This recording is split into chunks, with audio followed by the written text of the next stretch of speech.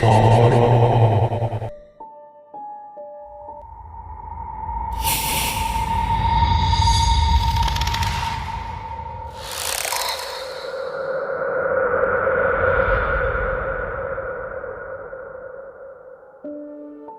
بالليل بعد سهر طويل في حفلة لعيد ميلاد، سارة كانت مروحة هي وابنها إندي على البيت، وده بعد احتفال طويل لعيد ميلاد كان عامله أحد أصدقاء المقربين ليها. لكن وهم في طريقهم بالعربية الجو اتقلب فجأة وبدأت الدنيا تمطر، وبعد شوية من الوقت المطر بدأ يزيد بشدة لحد ما فجأة وقع فرع شجرة كبير وسد الطريق عليهم. سارة ما كانتش عارفة لو ممكن يكون في طريق تاني في المكان ده ولا لأ تقدر إنها تمشي منه وتوصل للبيت، وده خلاها في حيرة وما كانتش عارفة تتصرف ازاي، خصوصا إن ابنها كان تعبان جدا ومرهق من تعب طول اليوم في الحفلة اللي كانوا موجودين فيها، لحد ما لاحظت بوجود لقصر ضخم جدا كان بالقرب منهم. القصر كان كبير وكل غرفة كانت منورة، علشان كده سارة ما فكرتش كتير وقررت تاخد ابنها ويطلبوا من أصحاب القصر استضافتهم لفترة لحد الجو ما يهدى والعواصف والمطر تقف. ولما وصلوا لباب القصر فضلت سارة ترن الجرس على أمل إن حد من أصحاب القصر يفتح، لكن محدش فتح. وقبل ما تمل سارة من الخبط وتفكر إنها ترجع للعربية، فجأة باب القصر فتح لوحده.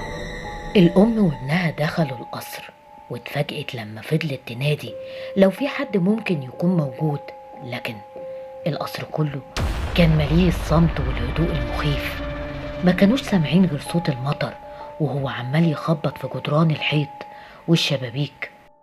اضطرت سارة تاخد ابنها إندي وتطلع على الطابق التاني ودخلته غرفة من الغرف علشان يرتاح وينام شوية من تعب الطريق، وسابته ونزلت للطابق الأرضي علشان تروح المطبخ تدور على مية تشربها. وعلى الرغم من إن إندي كان تعبان وعاوز ينام، لكنه كان حاسس بالخوف والقلق من المكان. لكن بعد لحظات بدأ يسمع صوت لحد بيهمس وبينادي باسمه: إندي إندي. الصوت كان جاي من ناحية الدولاب اللي كان موجود في الأوضة. إندي كان مستغرب من الصوت. إندي إندي. قام من مكانه وهو عمال بيبص حواليه في كل مكان في الأوضة. بعدها سمع الصوت مرة تانية كان عمال بينادي باسمه. في نفس اللحظة سارة كانت وصلت لأوضة الجلوس اللي كانت موجودة في الدور الأرضي، ولاحظت بوجود كرسي هزاز قديم كان موجود في ركن في الأوضة. فرحت سارة بيه جدا وراحت وقعدت عليه وهي عمالة بتشرب من المية اللي كانت في ايديها، لحد ما فجأة حصلت حاجة وقفت الدم في عروقها. الكرسي كان عمال بيتمرجح لوحده وكأن حد ماسكه وعمال بيحركه بشدة، لدرجة ان كوباية المية اللي في ايدين سارة وقعت على الأرض وانكسرت.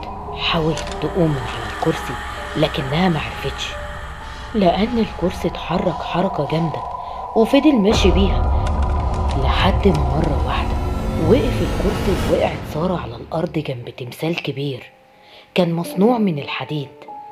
حاولت سارة تمسك فيه وتساعد روحها علشان تقوم، لكن أول ما قامت لاحظت حاجة غريبة حصلت. راس التمثال مرة واحدة اتحركت وبصت ناحيتها. صرخت سارة بصوت عالي وطلعت تجري على الطابق التاني علشان تاخد ابنها وتمشي من المكان المرعب ده بسرعة. وقتها إندي كان باصص ناحية الدولاب وهو مرعوب وقلبه عمال بيدق من الخوف بسبب الأصوات اللي كان سامعها خارجة من الدولاب. قام وراح ناحيته، لكن وهو ماشي في طريقه عينه بصت على المراية اللي موجودة في الأوضة.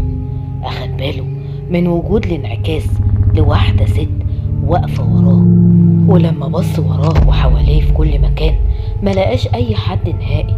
رجع يبص مرة تانية ناحية المراية، لكن شاف مشهد مرعب جدا. شاف واحدة ست عيونها مجوفة وكان خارج منهم نور لونه أزرق وكأنها شيطانة أو كائن من عالم الجن. في اللحظة دي إندي رجع بظهره لورا من الخوف، جسمه كله كان بيترعش. وفي اللحظة دي صرخت الست دي بصوت عالي وبدأت ترمي عليه سكاكين ضخمة جدا وحامية، لكن إندي قدر يتفاداها ووقع على الأرض بسرعة لدرجة إن سكينة منهم خبطت في المراية وكسرتها. المشهد كان مرعب جدا. وفي نفس اللحظة كانت وصلت سارة للأوضة، لكنها فوجئت لما شافت ابنها واقع على الأرض وهو مرعوب وحواليه إزاز المراية اللي اتكسر في كل مكان. ومفيش لحظات وبدأت تسمع نفس الصوت اللي كان بيهمس وجاي من ناحية الدولاب، بس المرة دي كان بينادي باسمها هي.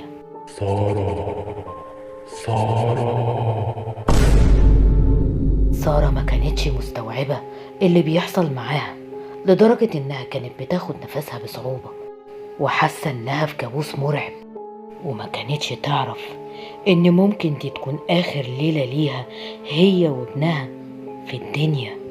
استجمعت كل قوتها وراحت ناحية الدولاب علشان تفتحه، لكن لما فتحته شافت منظر خلى جسمها كله يتنفض من الخوف.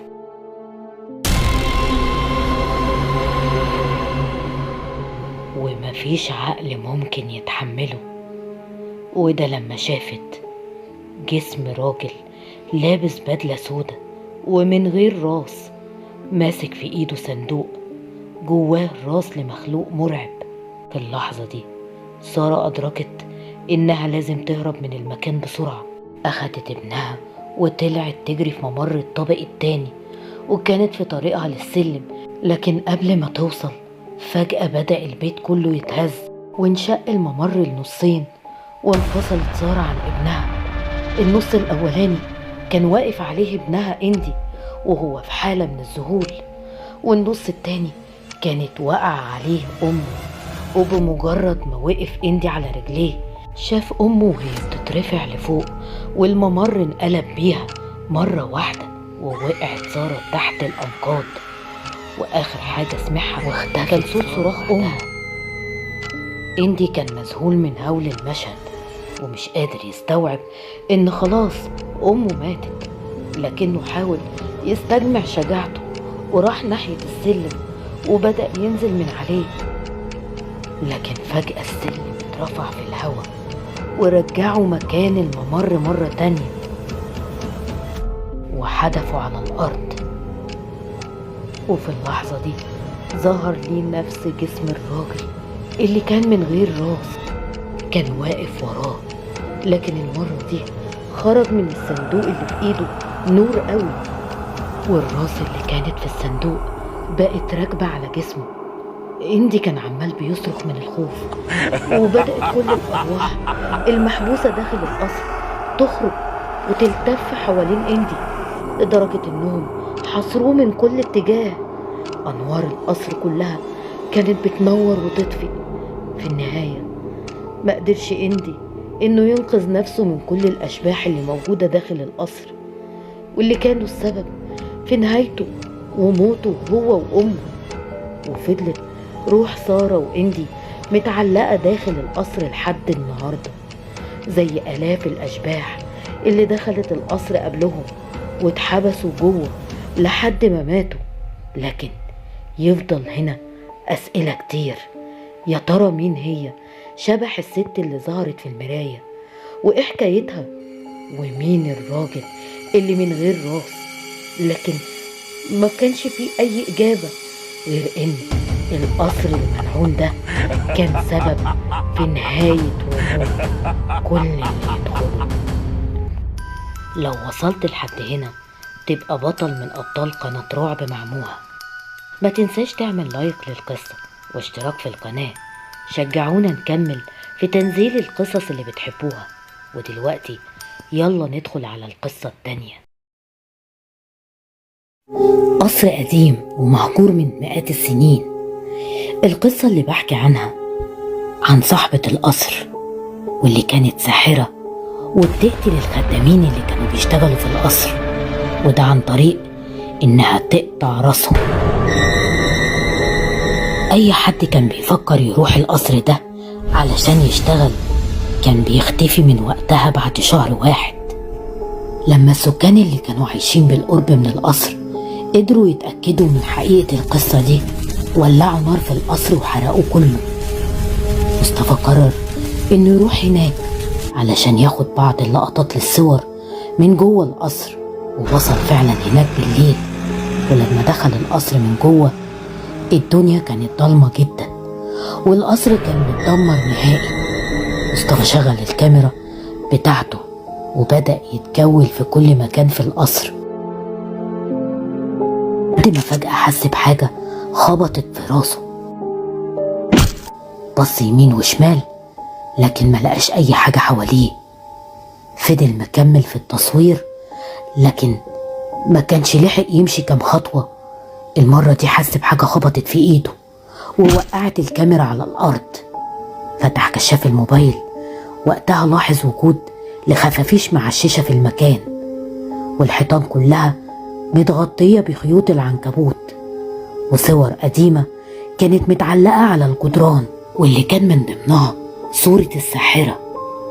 مصطفى رجع أخد الكاميرا من على الأرض وبدأ يصور اللي شايفه، ولكن المرة التالتة رجع يحس بخبطة وكانت قوية على وشه خلته يقع على الأرض.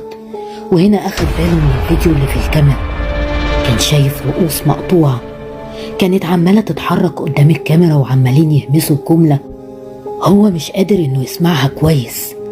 وفضل يركز أكتر ويحاول يفهم الرؤوس دي بتقول إيه.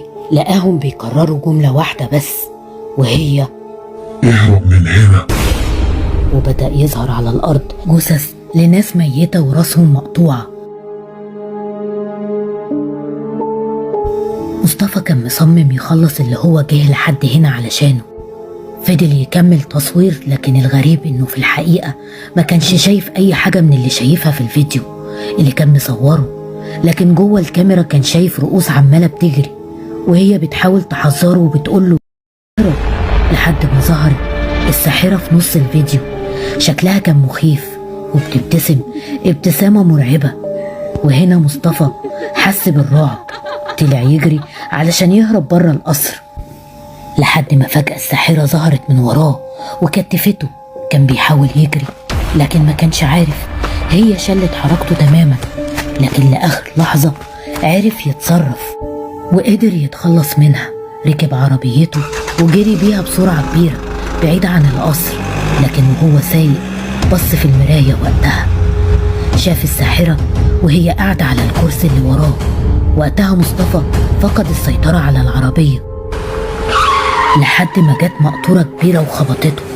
ولما البوليس جه يحقق في الحادثة اللي حصلت على الطريق شافوا كاميرا الفيديو، لكن المفاجأة إن ما كانش في أي حد تاني في الفيديو غير مصطفى. كان بيصرخ وبيكلم نفسه زي المجنون وبيقول اهرب، اهرب من هنا بسرعة.